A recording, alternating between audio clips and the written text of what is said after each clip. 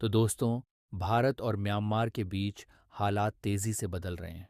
भारत ने अब वहाँ की चीन समर्थित विद्रोही ताकतों से बातचीत शुरू कर दी है। ये एक बड़ा कदम है जो न केवल म्यांमार बल्कि बांग्लादेश और भारत के पूर्वोत्तर राज्यों पर भी असर डाल सकता है। इस रणनीति से भारत म्यांमार में अपनी पकड़ मजबूत करना चाहता है और चीन के प्रभाव को कम करने की कोशिश कर रहा है। लेकिन यह सब शुरू कैसे हुआ और भारत क्यों इस दिशा में आगे बढ़ रहा है? आइए इसे विस्तार से समझते हैं।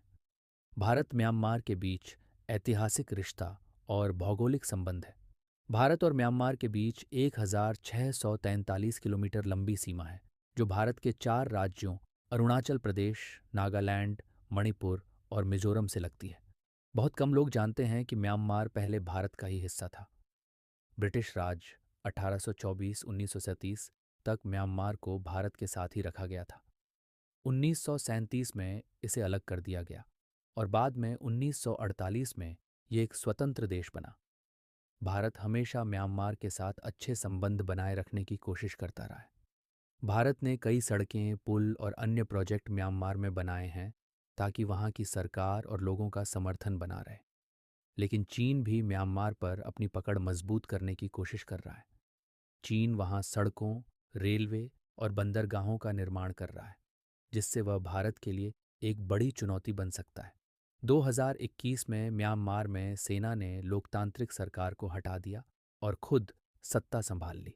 तख्तापलट बाद से म्यांमार में हिंसा और संघर्ष बढ़ गया।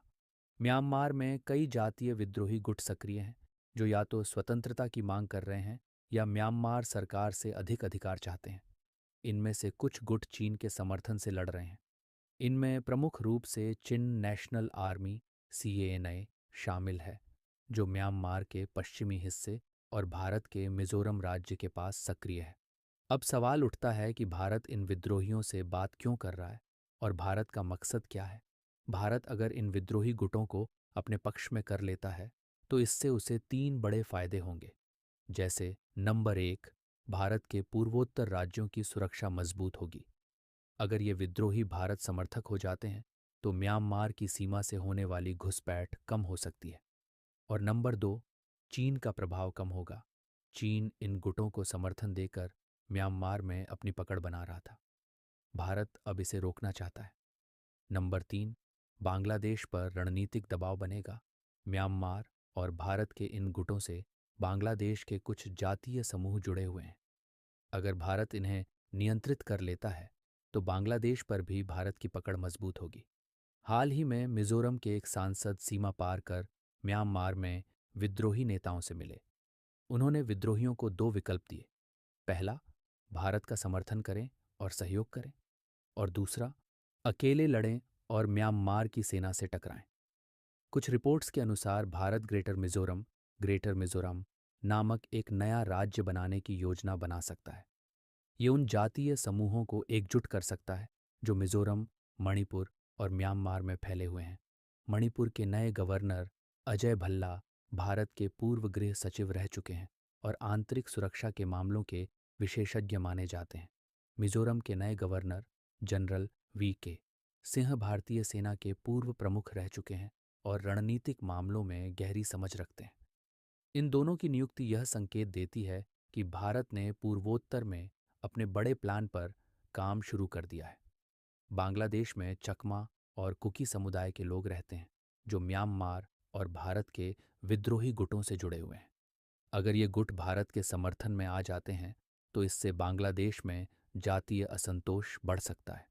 बांग्लादेश की प्रधानमंत्री शेख हसीना पहले ही चिंता जता चुकी हैं कि अमेरिका दक्षिण एशिया में ईसाई राष्ट्र बनाने की कोशिश कर रहा है। लेकिन अब ऐसा लग रहा है कि भारत ने अपनी रणनीति खुद बना ली है। अगर भारत की यह रणनीति सफल होती है, तो इससे चीन, अमेरिका और रूस की दिलचस्पी बढ़ जाएगी।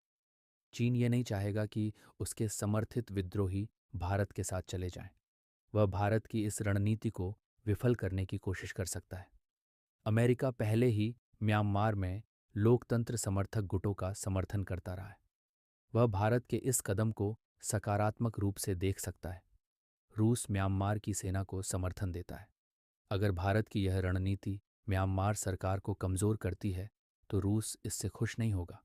भारत की यह नई रणनीति म्यांमार, पूर्वोत्तर भारत और बांग्लादेश पर गहरा प्रभाव डाल सकती है। अगर भारत चीन समर्थित विद्रोहियों को अपने पक्ष में कर लेता है, तो इससे पूर्वोत्तर की सुरक्षा मजबूत होगी और चीन का प्रभाव कम होगा। म्यांमार में भारत की स्थिति मजबूत होगी, जिससे भारत वहां की सरकार के साथ ज्यादा मजबूत रिश्ते बना सकेगा। बांग्लादेश पर भी दबाव बढ़ेगा, जिससे भारत की क्षेत्रीय रणनीति और प्रभावशाली हो सकती है। अब देखने वाली बात यह होगी कि क्या भारत इस योजना में सफल होता है या चीन और अन्य देश इसे रोकने की कोशिश करेंगे। मिलते हैं अगली वीडियो के साथ, तब तक के लिए जय हिंद।